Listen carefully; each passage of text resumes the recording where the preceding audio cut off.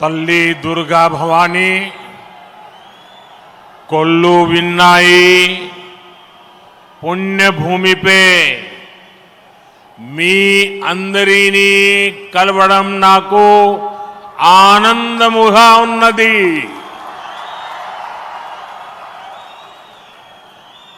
आंध्र प्रदेश के राज्यपाल सैयद अब्दुल नजीर जी,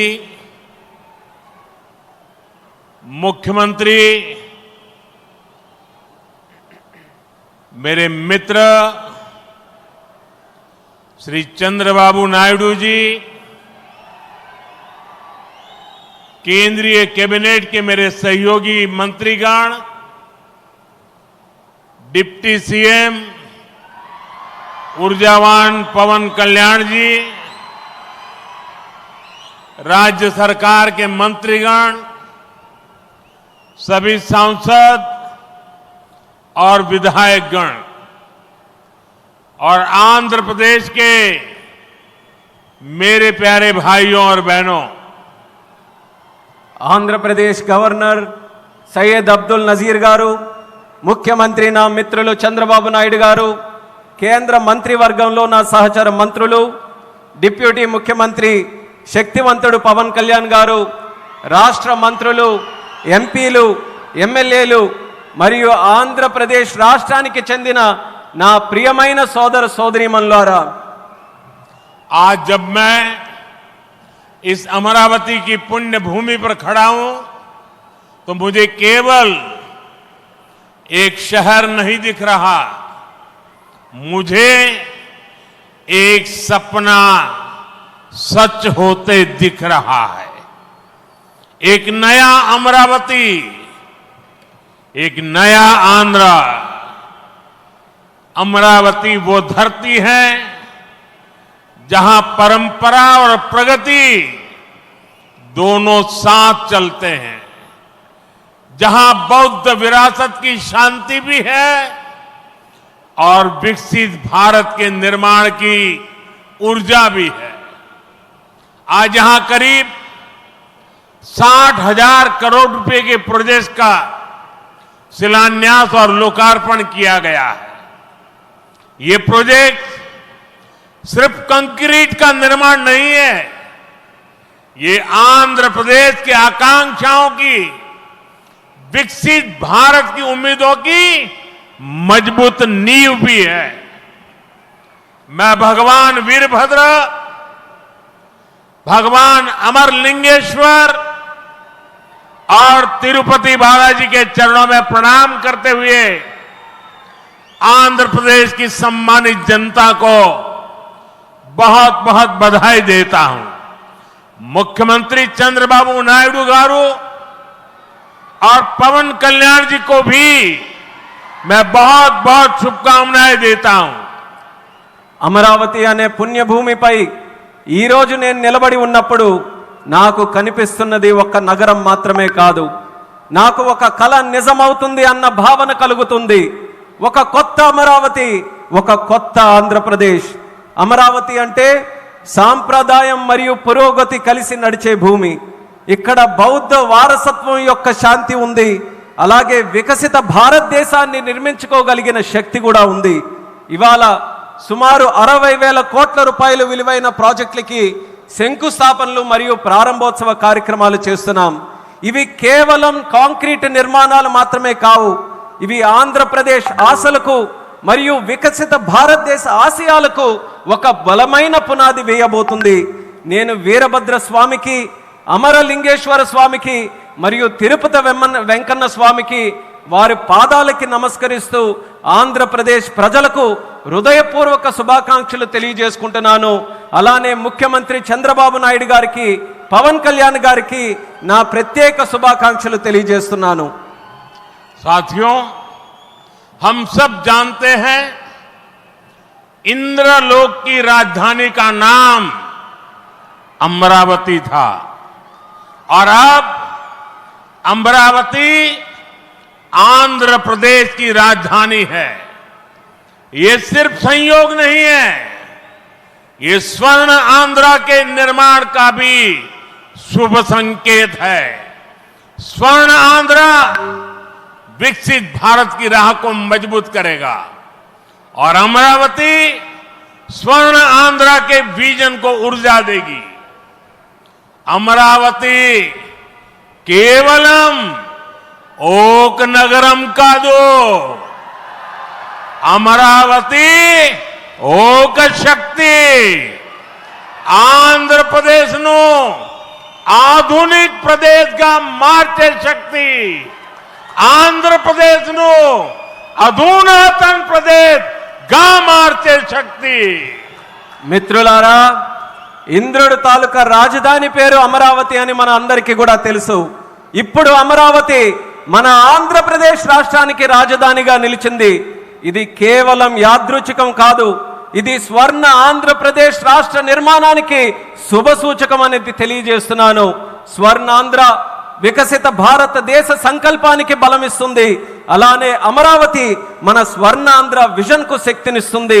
అమరావతి అంటే కేవలం ఒక నగరం కాదు, అమరావతి ఒక శక్తి ఆంధ్రప్రదేశ్ కు ఆధునిక ఆంధ్రప్రదేశ్ గా అధునాతన ఆంధ్రప్రదేశ్ గా మార్చే శక్తి అని తెలియజేస్తున్నాను।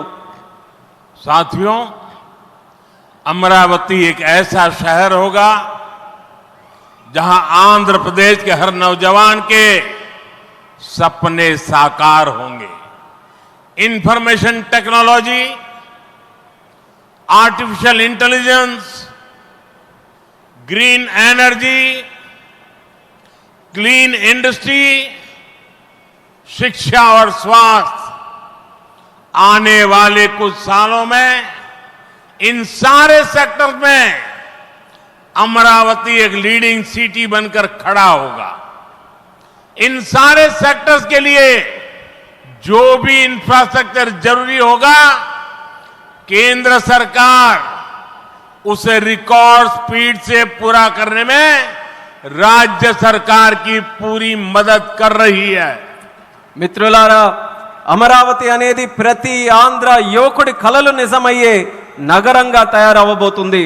Information technology, artificial intelligence, green energy, clean industries, విద్య, ఆరోగ్య రంగాల్లో రానున్న రోజుల్లో అమరావతి దేశంలోనే ప్రధాన నగరంగా నిలవబోతుంది। ఈ రంగాల కోసం అవసరమైన మౌలిక వసతులు నిర్మించడానికి కేంద్ర ప్రభుత్వం రికార్డ్ స్పీడ్తో పనులు పూర్తి చేయడానికి రాష్ట్ర ప్రభుత్వానికి సంపూర్ణ సహకారం అందించబోతుందని తెలియజేస్తున్నాను। अभी हमारे चंद्रबाबू जी टेक्नोलॉजी को लेकर के मेरी भारी तारीफ कर रहे थे, लेकिन मैं आज एक रहस्य बता देता हूं।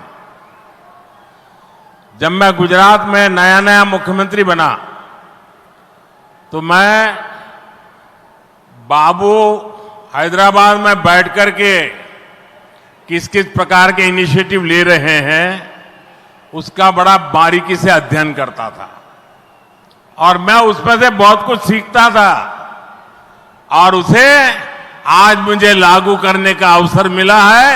मैं लागू कर रहा हूं।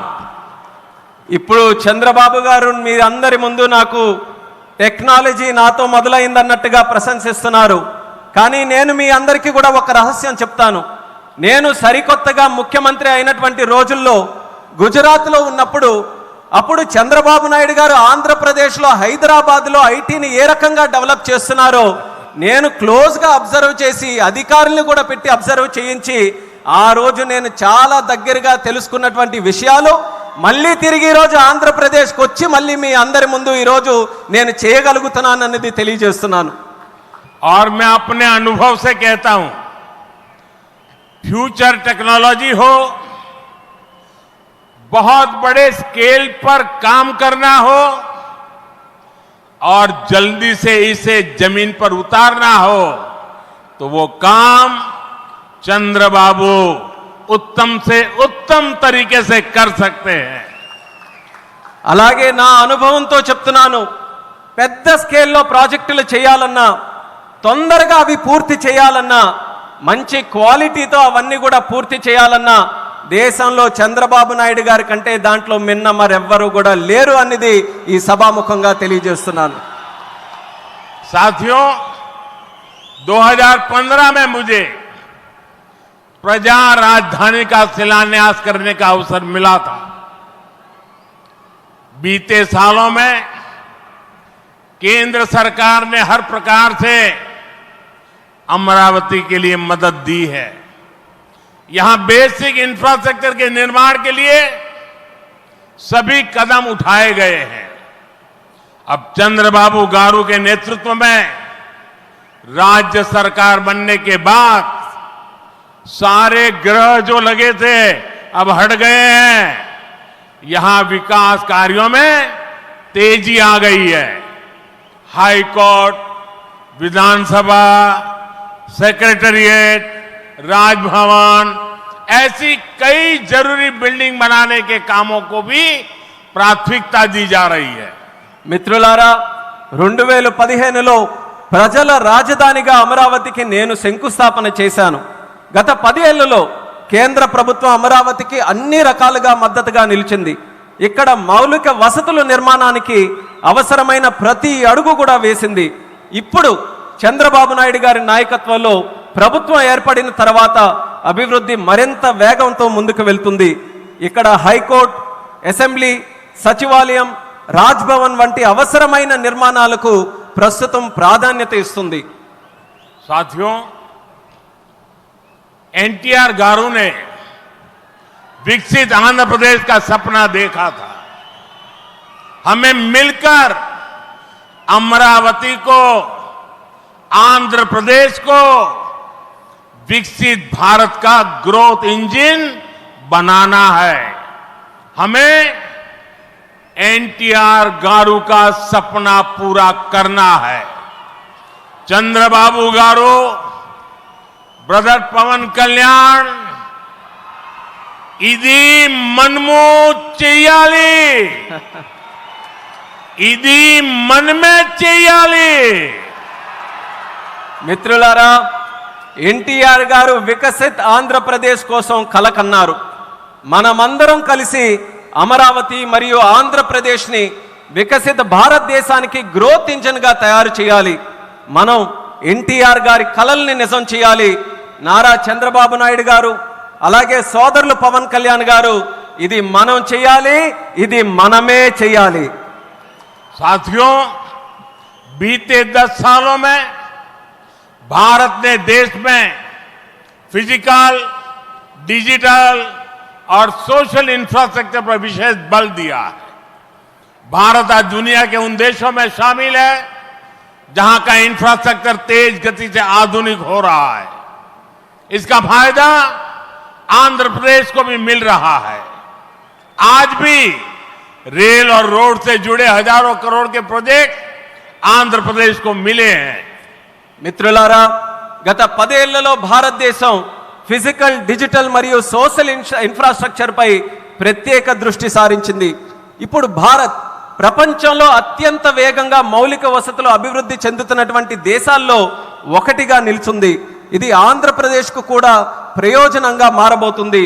ఈ రోజు కూడా రైల్ మరియు రోడ్డు ప్రాజెక్టులలో రాష్ట్రానికి వేల కోట్ల రూపాయలు కేంద్రం తరపున అందించడం జరుగుతుంది.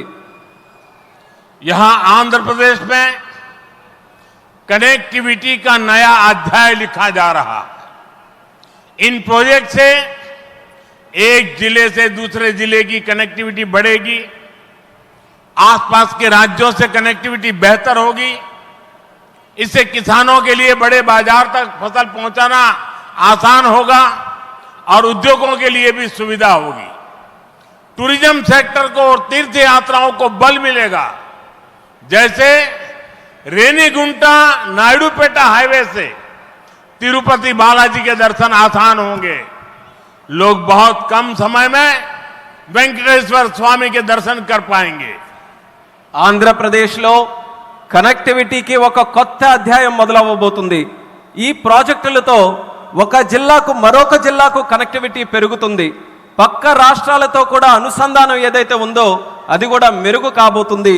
ఈ ప్రాజెక్టుల వల్ల రైతులకి పెద్ద మార్కెట్లకు తక్కువ సమయంలో తమ పంటని తీసుకొని వెళ్ళడానికి సులభం అవుతుంది. అలాగే ఉద్యోగస్తులు మరియు పారిశ్రామికులు కూడా సౌకర్యం కలుగుతుంది. పర్యాటకం, తీర్థయాత్రలకి ఆ రంగాలకి కూడా ఉపయోగపడుతుంది. ఉదాహరణకు రేణుగుంట నుంచి నాయుడుపేట కొత్త హైవే ఏదైతే ఉందో దాని ద్వారా తిరుపతి వెంకన్న స్వామి వారి దర్శనం చాలా సులభంగా మనకు అవుతుంది. తక్కువ సమయంలో ప్రజలు ఆ స్వామివారిని దర్శనం చేసుకొని ఆ అవకాశం పొందుతారని కూడా తెలియజేస్తున్నాను.